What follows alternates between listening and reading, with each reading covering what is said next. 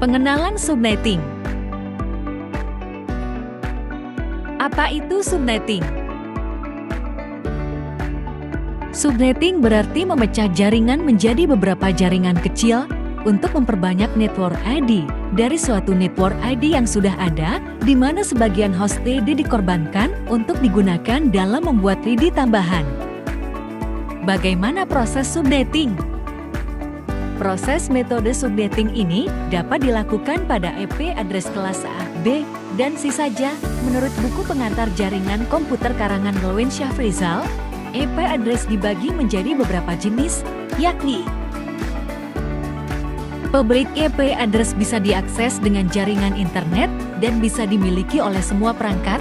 Rang IP private diantaranya kelas A 10 0 0 010255 255 kelas B 172 16 0 172 31 255 255 kelas C 1921680 192168255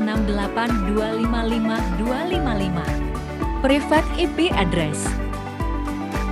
Jenis IP address ini digunakan pada perangkat untuk jaringan berskala lokal yaitu LAN. Maka dari itu, jenis IP address ini tidak dikenal pada jaringan internet global. Jumlah subnetting 2 kali, di mana kali adalah banyaknya binari 1 pada oktet terakhir subnet mas 2 oktet terakhir untuk kelas B dan 3 oktet terakhir untuk kelas A. Jadi jumlah subnet adalah 22 sama dengan 4 subnet. Jumlah host per subnet 2Y2, di mana Y adalah kebalikan dari kali yaitu banyaknya binari 0 pada oktet terakhir subnet. Jadi jumlah host per subnet adalah 262 sama dengan 62 host. Box subnet 56192 nilai oktet terakhir subnet mask sama dengan 64.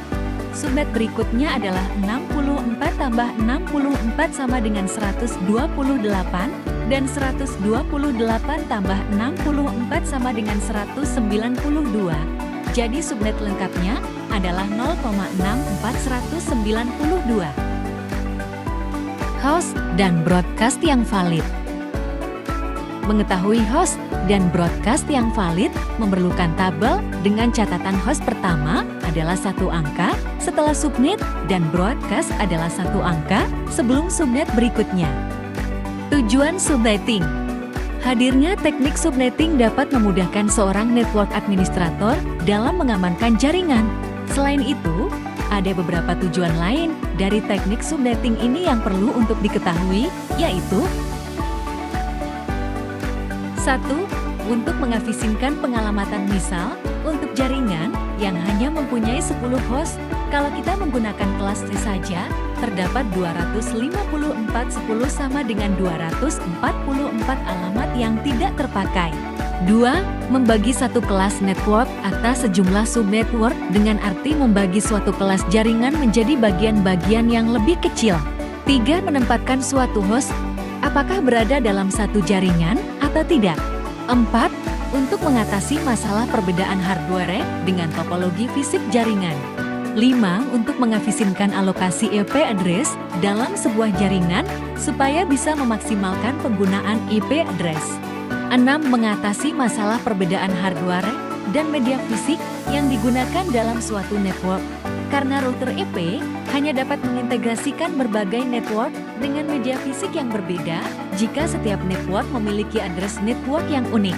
7. Meningkatkan security dan mengurangi terjadinya kongesti akibat terlalu banyaknya host dalam suatu network. Terima kasih.